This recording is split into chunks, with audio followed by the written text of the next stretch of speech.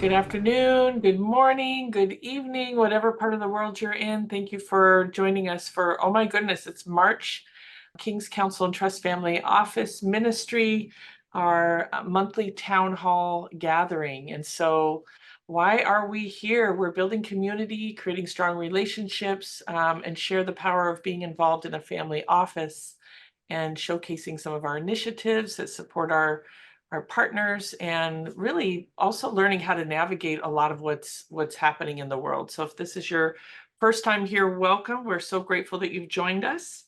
We offer a number of different services.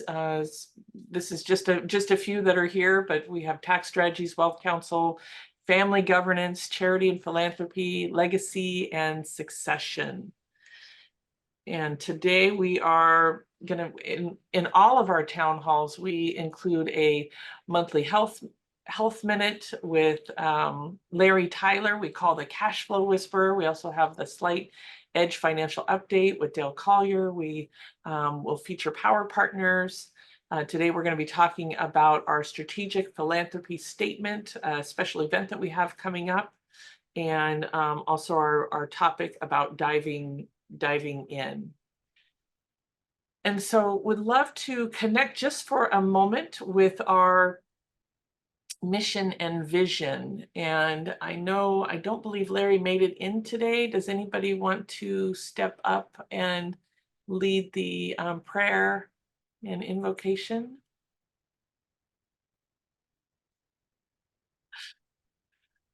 No takers? Okay. Do I call on somebody or do I do it myself? Okay. Call on someone. Call on someone. So at this time, I love to connect with it. Is there something that stands out for you in the mission or vision, something that really resonates with your heart today?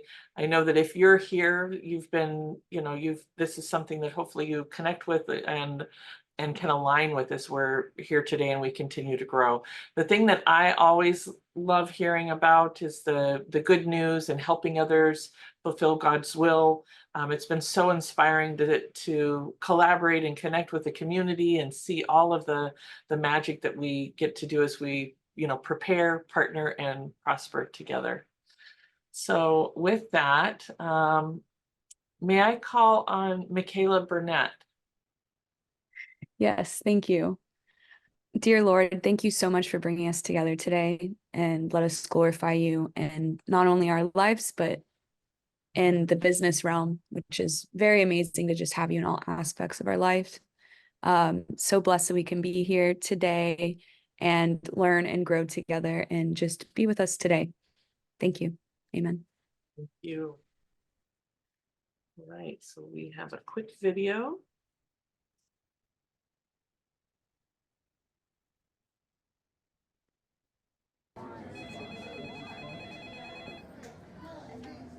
Work. Most of us spend over half our lives at work. Whatever it is you fill the 9 to 5 with, planting crops, building cars, taking care of patients, teaching students, or running a business, work is where most of life happens. For some, work is a drain. They dread Monday mornings, forcing themselves to struggle through because they need the paycheck, while many times feeling trapped and beaten down by their job. Some people love their work. They're good at what they do. It energizes them. It's a place of security, a place to chase dreams, desires, and success. At work, they find fulfillment. We often forget to connect our faith to our work. We don't consider the reasons God may have us at our job. We don't think about the purpose and meaning we could bring to our work. We simply focus on how it makes us feel. But what if we saw our work as an opportunity to worship? As Christians, we are called to serve Christ with our lives. For a few, that means working as a pastor, a youth minister, or a missionary. Others serve the church by teaching children or singing in the choir. But when Sunday is over, most of us return to our jobs outside the church. For us, our mission is in the marketplace. We may not be the kind of missionary who moves to the far regions of Africa, but around the conference table, around the water cooler, or around the cubicle, we have an opportunity to worship the God who created us. He gave us skill. He gave us passion. He gave us work. When we do our jobs with excellence and integrity and diligence, it's an act of worship. We are displaying God's craftsmanship to the non-believing world around us. We are earning the right to be heard. We don't see a divide between Sunday and Monday, between the sacred and the secular. We've been invited into parts of the world that a pastor or traditional missionary will never see. We have conversations with people who would never set foot in a church. Whether we love or dread our work, we choose to turn the focus away from ourselves and toward the mission God has for us. Church is not the only place we worship, and Sundays are not the only days on our calendars that have meaning. Every day on mission for God brings us great joy.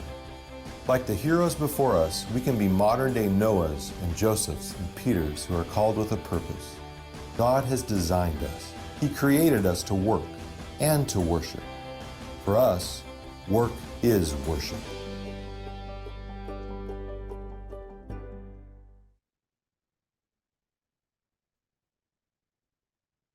Beautiful. So just wanted to do a quick announcement. We'll talk a little bit more about this. And we have our giving interest, creating our strategic philanthropy statement coming up. Our special event that's March 26th, 12 to 2 p.m. If you are an active power partner, just message me and you will get a link to attend. It's included in as part of your benefits. And if you want to attend, I've dropped in the link to be able to come and play with us. This is a really powerful workshop where Dale will be leading it and guiding us through how to develop our own unique strategic philanthropy statement. And so this becomes a guide in your business, a guide in your life, and also becomes a magnet for team and some of what you're doing. Those of you that don't know Dale, he has been tagged as a financial futurist. He's had the foresight to enact the new global system of wealth creation. He is the creator of the strategic philanthropy movement, concept, and statement, and really the catalyst for kind of building this arc that a lot of us are excited about as we're transitioning. We have a real dynamic team. Thomas, who's been with us over 10 years, he is really the senior advisor in alternative concepts. He's the one, like Dale's right-hand individual. And when we support partners and how we work with partners, Thomas specializes in sales and distribution and really developing those revenue generating strategies. Erin Strayer is not here today, but she is a huge catalyst in helping businesses scale all the systems. When you think of a COO, oh my goodness, this woman is a rock star with that and growth. Larry Tyler, who is known as the cash flow whisperer.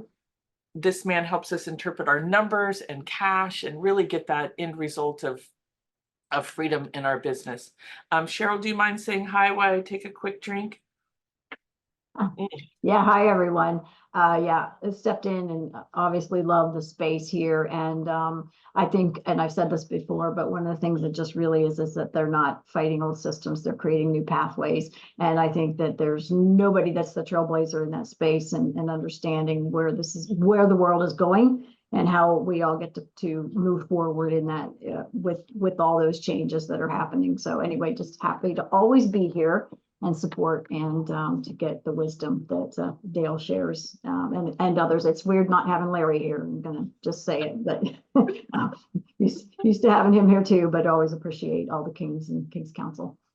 Yes, and if you haven't connected with Cheryl, Cheryl is just so incredible at helping the message get out to the world and really bringing it down to some of the terms that we're able to understand and connect with.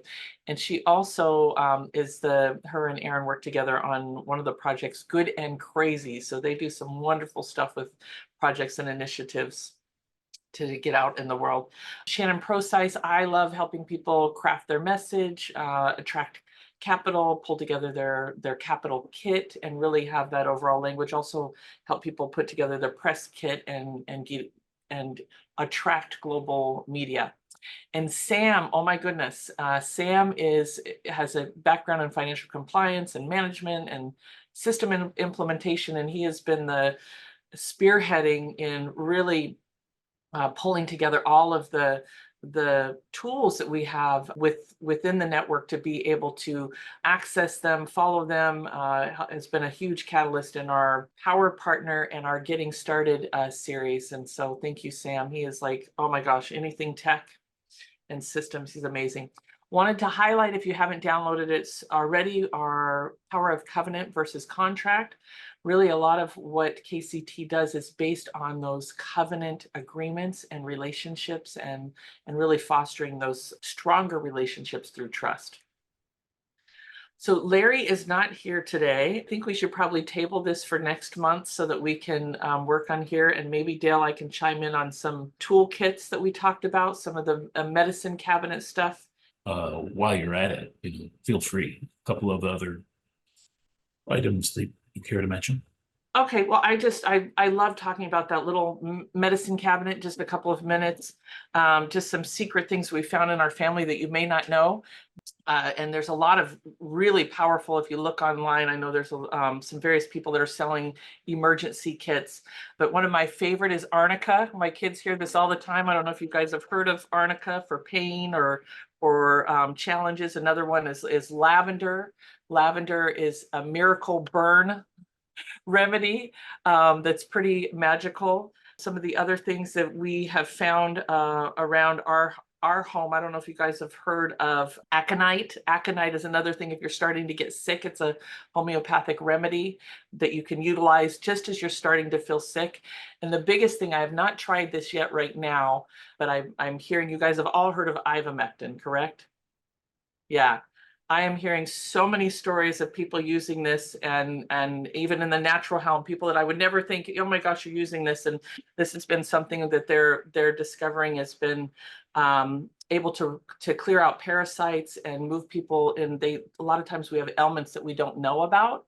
And it's been really powerful to eliminate those, and even stories of eliminating the big C that we've talked about. So I don't know what other toolkits, maybe you guys can put some things in the chat that you use at home, but there's so many magical remedies that we want to have in our little toolkit. So hopefully that's a couple of minutes, Dale. Well, the only other point on that is we've got an enormous library of alternative modalities with which to be able to share with our members, and it's not open to the public. In light of what we're facing with cancel culture, there's certain things we cannot simply say or share to the public, but just for those that are in the know, there's a lot. There's a lot. Yes, there's things in there for reversing tooth decay and the C word and all kinds of stuff. So with that, Dale, I am going to turn this over to Michaela. We're going to play a quick video. This is The Financial Edge, Rich versus Poor Mindset, an eye-opening interview with Robert Kiyosaki. The most obsolete idea is go to school, get a job, work hard, save money, get out of debt, and invest in the long term in the stock market. So why would you save money when they're printing trillions of dollars? The gap between the 1% and 99% is massive. You see, it's not just money. You have to step back and look at the bigger picture. So what do you do? In every one of us is a poor person. There's still a poor person inside me. There's also a middle class person. The middle class person wants security. They want that steady paycheck. There's a rich person. And they're all inside of us, except that it's not taught. If you're taught to go to school, get a job, and get a paycheck. Not taught how to get rich. If you read Rich Dad, Poor Dad, my rich dad refused to pay me. He said the paycheck was one of the most damaging things you could take in your life. He says the moment you take a paycheck, you're an employee. And that's the mindset. So my rich dad never paid me. He drove my poor dad, government employee, nuts. You got to pay people. You got to pay people.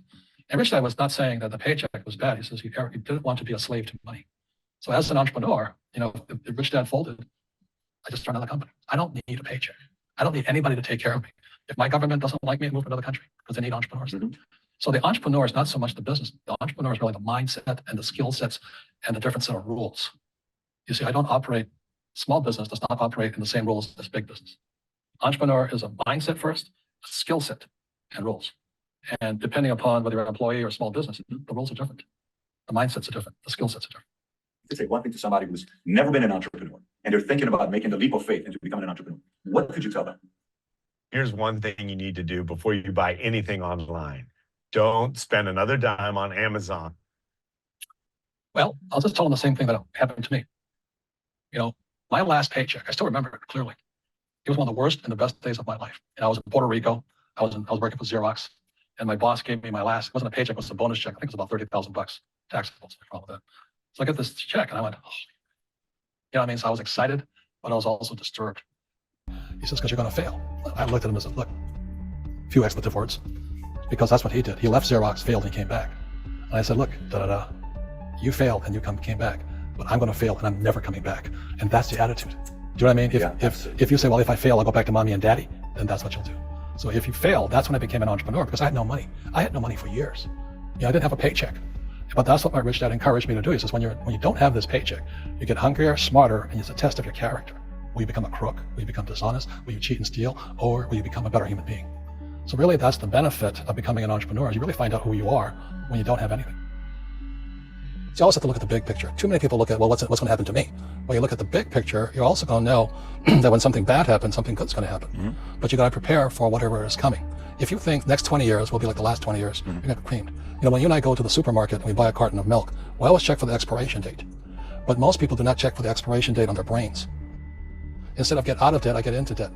You know, I just refinanced $300 million in debt. I went from 5% to 2.5% interest. I made a fortune. Every month, more money comes in because my cost of money has gone down. So while some financial experts are saying get out of debt, I'm saying learn how to use debt.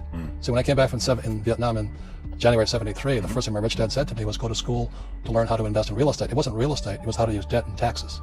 Debt and taxes make the rich richer. Debt and taxes make the poor and middle class poor. So all the rich guys who are doctors and lawyers, or, you know, those guys, they're getting creamed. They don't know why. Doctors are getting creamed. Oh yeah, they're making more money, but the take home is less. Sure. You know, my doctor just yelled at me. He was happy. He says, "Oh, guess what? I finally made $1 million." And I said, "Yeah, because this was 3 weeks ago." And so I said, "Yeah, well, how much you pay in tax?" He says, $750,000 in taxes. So his net was about $400,000. That's not bad. But when I make $1 million, I keep $1 million. And the reason is because I don't make it by working for money. See, if you work for money, you're taxed. So that's why lesson number 1 in Rich Dad Poor Dad is the rich don't work for money. What we do instead is we create businesses as entrepreneurs. We acquire real estate. I don't invest in the stock market. Okay? So the reason is because as entrepreneurs, I have more control over my income, how much I make, and how much I pay in taxes. And because I'm an entrepreneur as well as an investor in real estate, I pay 0 tax. So every time I make, let's say, $1 million as an entrepreneur, I immediately invested in real estate and I have a 4-to-1 step up. So I put $1 million in real estate, I get $4 million from the bank. That's why I love banks. But the banks are screwing everybody else. You know, terrible, but it's good for me. That's why you say when you print, it's good for you, but when you print, it's bad for people that work for money. Because when you print, savers get creamed and people who work for money get creamed. When they print, debtors get rich. You see, debt and taxes make the rich richer, and debt and taxes make the poor middle class poorer. When we have obsolete ideas, we get obsolete results. So what's happening for most people, the idea of going to school, getting a job, working hard, saving money, getting out of debt, buying your house because it's an asset, investing for the long term, is obsolete. The world has changed. The world changed in 1971 when President Nixon took us off the gold standard and money became debt. What if we get rid of school? Then what would happen? Would it be better if we had no educational system at all? No, I'm saying education is more important before. It's just obsolete.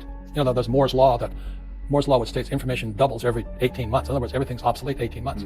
So, and this is a recent phenomenon. So when you come out of school, you're already obsolete.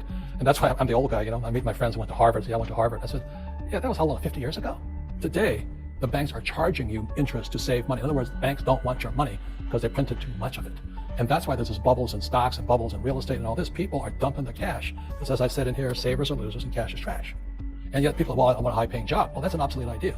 Get out of debt is an obsolete idea. You should learn how to get into debt, how to use debt to get rich. And they'll never teach you about taxes. The reason the 1% is way up here and the 99% are going this way is because when you print money, 2 things happen: inflation and taxes. It's going to crush you. And any entrepreneur thinks, I'm just going to make money and I'm going to start a business and make a lot of money because we talk about, they really have got to smell the roses, man. You know, that's not what the real entrepreneurs are doing. Most entrepreneurs, there's 28 million small business owners in America. 24 million are one-person entrepreneurs. They're called non-employee entrepreneurs. So and that's what happens is when people don't really understand what an entrepreneur does. So most people are self-employed, but they're not really entrepreneurs. The self-employed pay the highest taxes of all, and nobody tells them that. Yeah, it's also called the entrepreneurial spirit. But what we were actually talking about was there's no such thing as a bad economy. You know, there's external, you and I, we all have an external economy, but we also have an internal economy. And the willpower is to change our internal economy. So for me, I can see the good and I can see the bad. I don't really give a damn because I'm going to be rich anyway. But a poor person with a poor personal economy, all they're going to see is a bad economy because they don't know how to make money in any economy. And a middle class person, they have a middle class economy. You know, what they want is a nice house, and a steady paycheck, and the job, and the car. And so when you take their job away, to them, that's disaster. Well, since an entrepreneur doesn't have a job anyway, it's no big deal. So all I'm saying to people, and it's what Bucky Fuller taught me, is always two sides, you know what I mean? Unity is plural, at minimum two. So if you think the economy is bad, it's because your economy is bad. If you think that steady, employment is important, then you'll see an economy without jobs. Your economy versus the external economy. What you control versus what you can't control. I can control. Yeah, it's called an internal focus versus an external focus. So the real entrepreneur has an internal focus. That if they fall down, they say, "Oh, this is good because I'm going to go up higher." The average person will fall down and say, "Oh, I'm going to take some Prozac." Or somebody has a mistake. Oh, the mistakes don't matter. Well, mistakes matter. It means you didn't know something. But a real entrepreneur, whether they fall down, they always can go up. They can stand back up and go higher. And no matter what happens to them, they get stronger and better and smarter and happier. But a person with a weak internal mindset is that they're so afraid of what happens, it generally happens. Like, people are afraid of losing their jobs, they generally lose their jobs. You know what I mean? Yeah, So everything comes through you. Yeah, so the entrepreneur first job is control inside here, not outside there. The moment you take that paycheck, you're an employee. You've got to be stronger than that. It's about inside control. So, mindset. Last month, tapped into that a little bit more today. Bottom line is, if we seek God's kingdom and put it first, He'll give us all that we need, you see. And we've got a white paper. It's called the topic is kingdompreneurship. So it's, as we heard, it's a lot of self-employed entrepreneurs out there. But whose kingdom are they building? Whose kingdom are they putting first? We just heard that the employee mindset is really about seeking first themselves. And, that's an interesting idea. For most of us, Western culture, that's all we've been taught. But the good book informs us that we cannot serve mammon and God. We cannot serve two masters. So what do we do about that? How do we do about that? In our intro video, where we talk about work as a form of worship, I want to suggest to you that we may gain access to where no church or charity would ever be able to share what we believe, and more importantly, how to apply that in the marketplace. We've all heard the golden rule and in the greatest of the commands, and to love our neighbor as ourselves. But how do we actually do that in the marketplace? So we've got a tremendous amount of knowledge that we've been able to share and impart over the years. And I want to just grab a link real quick so that you all can kind of get a sense of what does that look like. And you can kind of download for yourself. And what I'll do then is just hit on the topic, a couple of topics to add more specifically to the notion of kingdompreneurship. I would suggest that all of us here, in some shape or form, are kingdompreneurs. But what does that mean?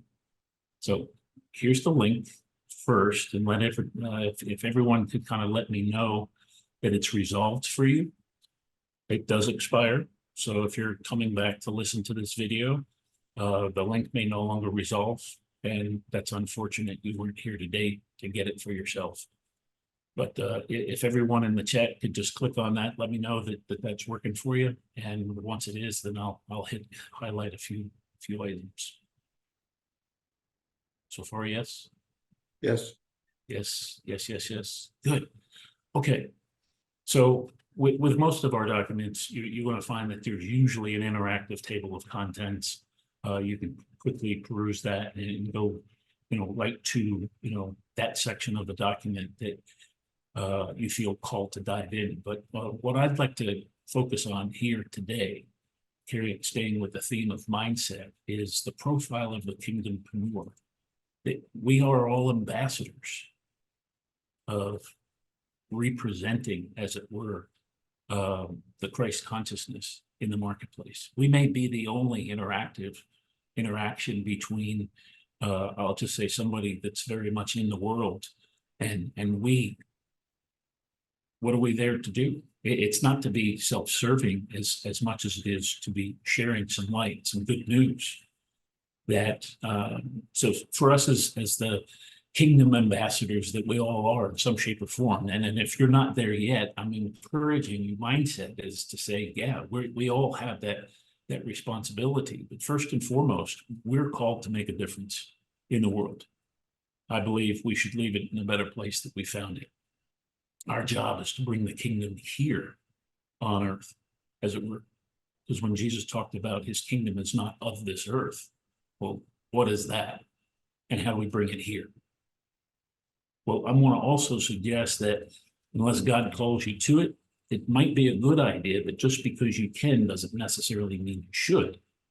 And so the second aspect of being positioned by God is really, really important because, you know, we're all loved equally, but it doesn't mean that we all have the same gifts and talents, you see.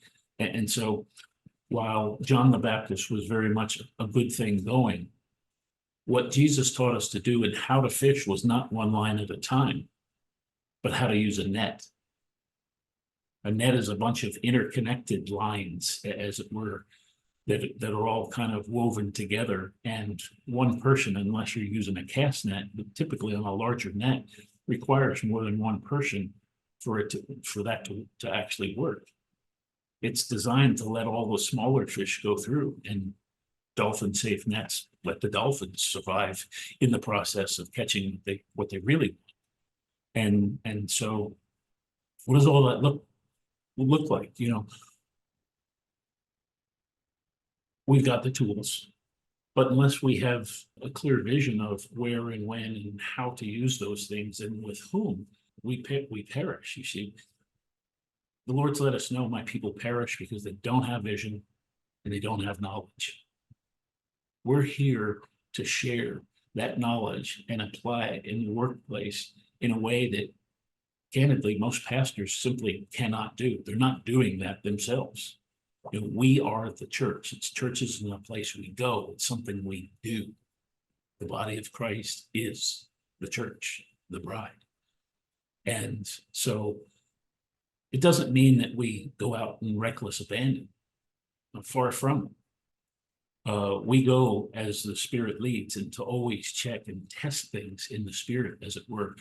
Let's call it what it is. We're a calculated risk taker. We're supposed to cast our seed, but if all seed has the potential of growing up to be something, the real question is, when it comes to a harvest, well, why then does sometimes you only get a little bit and other times it's 30, 60, or 100-fold?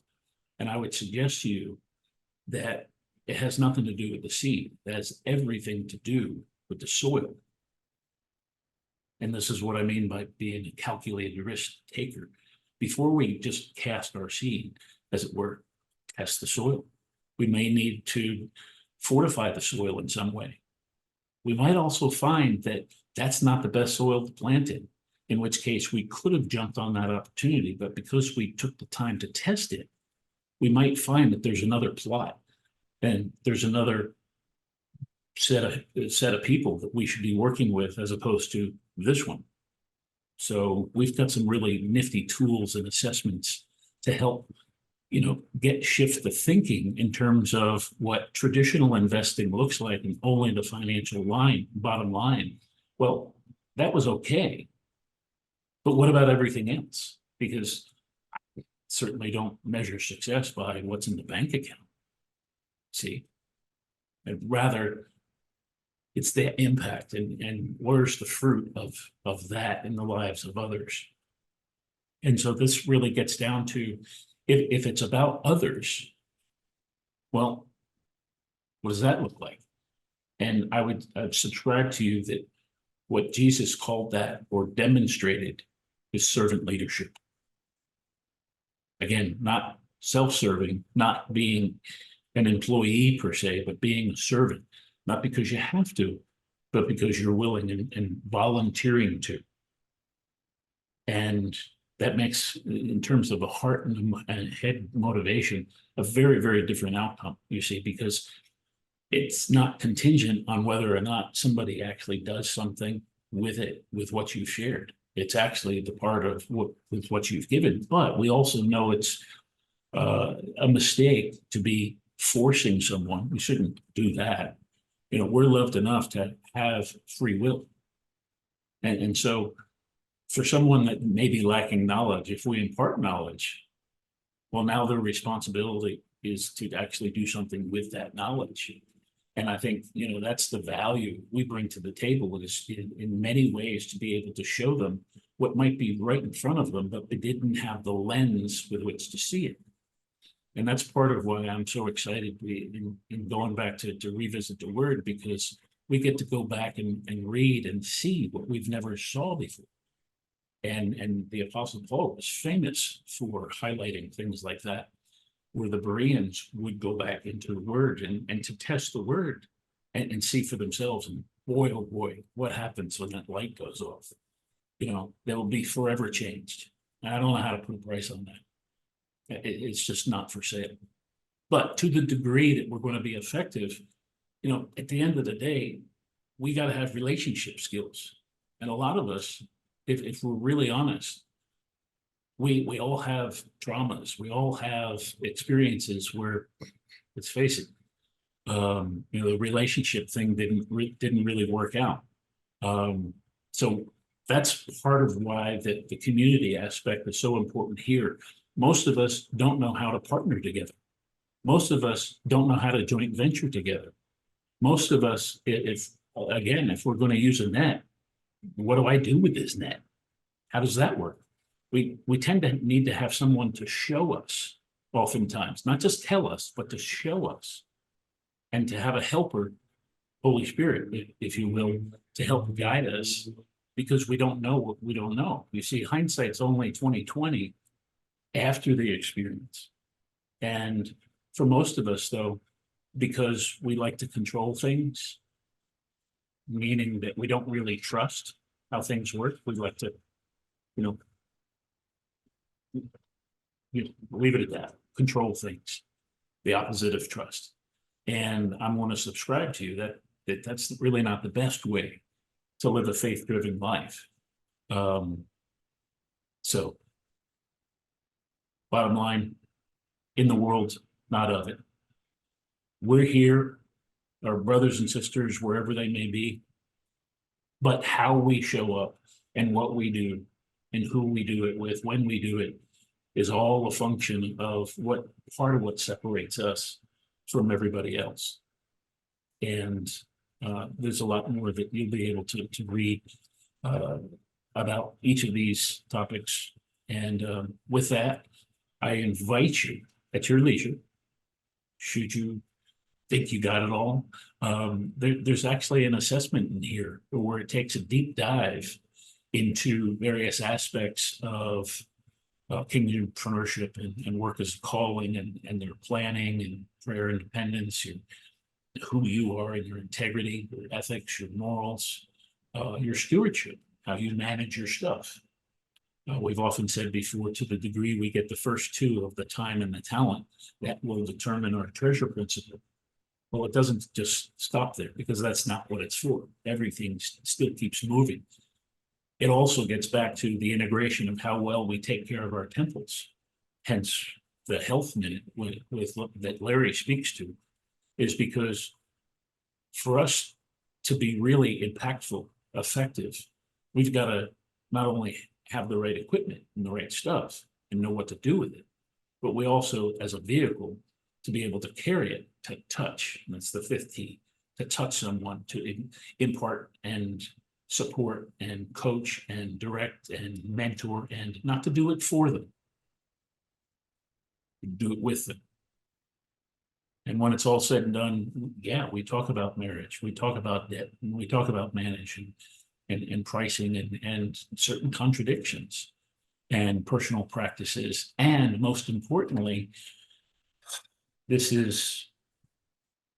unfortunate, but there's many in the so-called Christian denomination of one form or another where they still talk about the tithe. And the tithe of the Old Testament was very much a good thing, but there was not just one. There was many. So if we're going to be tithing, we might as well do all of what the guidelines of tithing speak to. I'll just give you the basic math. It works like this. a circle inscribed in a square. If your circle goes beyond your means, chances are you could be living beyond your means. Simple. But in the purest sense of the word, you've got the area of the square less the area of the circle accounts for all of the different giving and the tithes that if we were practicing the fullness of what it was to be generously living and giving on all occasions, we would have the four corners left where we meet our neighbors, the less fortunate, the poor, the hungry, you see. And that's the essence of what we teach here. There's not a lot of preaching. We teach here, we do that, and done correctly, there's nothing left over, really. 100% planted, 100% harvest, and it flows to the various relationships that we're supposed to be rightly connected with. And if there's anything left over, well, the Western world would call that profit as a good thing. I'm going to suggest to you that that's not necessarily always a good thing. Because if there's something left over and you have nothing to do with it, where to put it, invest it. It wasn't designed to be stored up, you see. It's designed to flow. And most of us have no idea how money truly works. The cash flow statement is a very different statement than the balance sheet of net worth and profitability of the profit and loss statement. And so we invite you to look deep into your head, your heart, and begin to understand the kingdompreneur mindset, you see. Because when it's all said and done, all of this can be structured in terms of your personal, family, and organizational life that you have, whatever that may be, wherever you are, we can help meet you there, you see, and organize it in such a way that God can spend more of you. And with the right set of parameters, enjoy the toll-free road. And what I mean by that is we have a choice. We've often been taught that death and taxes are unavoidable. I would suggest to you that that's a lie. Taxes are optional. And if you're paying taxes, and I'll just go so far as to say double digit and beyond, there's a better way of giving, there's a better way of living, and a better way of doing. And I invite you to lean in and learn more about what we have going on here so that you can live a tax accepted, tax exempt, or altogether toll-free road. Choice is yours. So with that, that's the last of my mindset teaser, as it were. And should you desire to have some feedback based on how you scored, by all means, after the fact, when you're done, email us back and let us know if we can score that for you and dive in deeper on any of those areas. You don't get it wrong. There's no right or wrong, even though it's true or false. It's just trying to find out kind of what your strong points are. You know that you know that you know, but if you don't have other information, well, wouldn't it be nice to kind of supplement that now? And, you know, this is going to provide a good benchmark of where do we begin and how to have that discussion together. So with that, I will pause and maybe if there's any questions, I'm not sure about the time, we can come back to that, but Ms. Shannon, I know we have a few more things to cover. Yeah, if there's any questions, I know one of the things, if you're interested in being a power partner or joining us, you can go to KCTFO.com. We've got a wonderful video series. Some of you, as you registered here, you may have got the link already to join. And this really gets you familiar with some of the terminology and how we work, and kind of sets that foundation to moving towards a power partner. So we'd love to have you join us. And anybody have any questions on the topic today so far? I do, actually. Okay.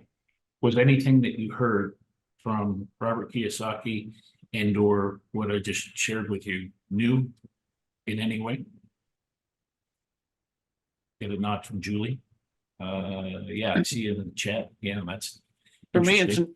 it's not new, but it's still just as sobering. Those are shocking statements.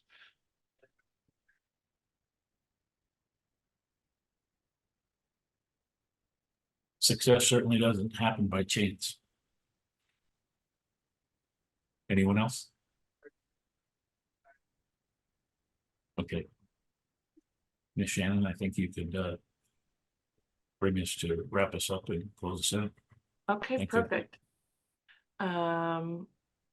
So just wanted to remind everybody about our upcoming event on the 26th. I can go ahead and drop that link in there again. Dale, did you want to touch bases on this real quick?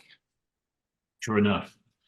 ICOVEST Academy is an altogether, think of it more of a university course-like structure that we've assisted in providing some content to. It's not our creation, it's not ours per se, but we did syndicate with a number of others to be able to come put that together, to be able to talk about several of the terms and concepts of that may not be familiar. And while you understand the words of strategic and philanthropy, for example, what happens when you put them together? You know, it takes on a whole new meaning. So with getting back to the academy, it's structured into kind of like a, freshman, sophomore, junior type of thing. And ultimately, with enough of that basic knowledge, we encourage everyone in the, I'll just say more of the graduate or the doctorate type program to begin to have a project for yourself, what we'll call as a beneficial organization, because you exist not from money first, but as a social enterprise to serve people in a much greater way in some shape or form. You can do that and learn to bank on yourself, and more importantly, to syndicate and find safety in coming together and bank on each other. So a lot of those concepts and a lot of those dots are covered in terms of the toll-free road and the structure and so on and so forth. Now, if you choose to go here, Thomas, being my right hand for such a long time, was also a co-creator and contributor here. Please get with Thomas. Try not to do this yourself, as with the next link as well, because how you register determines whether or not you actually gain access. And so it's going to ask, for example, who sent you? It's going to ask your sponsoring assembly. And Thomas, if you care to drop your best information in there for any that would like to come back and take us up on that challenge and dive in some more. Thank you, sir. Appreciate it. The next piece, we're really excited with this one. Putting together a big explainer video, because we understand in the world of, I'll just say world reserve currency right now, that we're shifting to some form of a digital dollar. The banks are wanting to get rid of cash and go all in on some form of a digital currency. And what does that mean? That comes with consequences. What we've done at the Secure Vault is we're not saying either or, we're saying it's a bridge to both. So if you're coming from the physical economy, many people are still working for cash these days, not just here, but in all parts of the world. So what are the banks going to do? Leave everybody out? I don't think so. That's not a good idea. But likewise, if we go all digital, what happens if there's a power outage or some type of war or disaster? How does that work? So we're saying it's a little bit of both. And so by going and visiting here, same way, you can capture, study, a lot of the popular features and benefits. But I would assure you, this decentralized exchange, this decentralized finance tool is right up there with the best of the best in terms of being able to decouple from the banking system and the potential bail-ins or government or other currency failures inherent in a risk of holding conventional cash. Because that cash, as much as we might like to think it's ours, it's not. It's their money. If we use their money, it comes with a tax. If we use the people's money, according to what the Lord says, gold and silver are mine, and other forms of covenantal type agreements that we have in the Secure Vault, I would suggest to you this is not just a place to store it, but a place to leverage it, a place to use it, a place to provide liquidity for somebody else that may have a need. It may be a place with which to start your own opportunity. Imagine being listed in an altogether different exchange than the NASDAQ or the New York Stock Exchange. where the people here can actually find and really resonate with your values, what you stand for, and the impact that you seek. Secure Vault's pretty exciting. Been up now for going on 2 years and still making it better and better all the time. But don't just register here again by yourself. Please get with Thomas, and a lot easier to do it with somebody been there, done that. Thank you, Shannon. All right, so we can open it up for any final questions and comments. I'm just going to reinforce what Dale said. You will not be successful going to ICOVES Academy or CQR Vault without a guide. Again, this is a referral relationship. Think of it as a discipleship mentoring. You can't do it alone. It's designed to keep people out who think that they are all about themselves. There are no superstars in the kingdom. We do it together, or it doesn't get done. Thanks, sir. Awesome. With that, look forward to seeing you next month. We meet on the second Tuesday of each month. And I don't know if you got this in the beginning, but I wanted to share last month's town hall and link. It was really a great one. We also went through a little bit of the back office of the Power Partner, another great concept, conversation about cracking the rich dad, poor dad philosophy. And so with that, thank you guys, and we look forward to seeing you next month.